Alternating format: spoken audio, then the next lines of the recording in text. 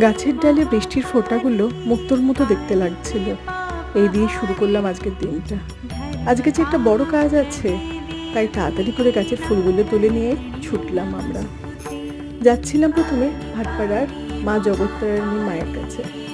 আজকে তোমরা তো সবাই জানো ফলহারিণী অমাবস্যা, তাই গেছিলাম একটু মায়ের কাছে পুজো দিতে। দেখো মা কি সুন্দর সেজেছে, সব রকমের ফল দিয়ে তার গয়না অপূর্ব লাগছিল।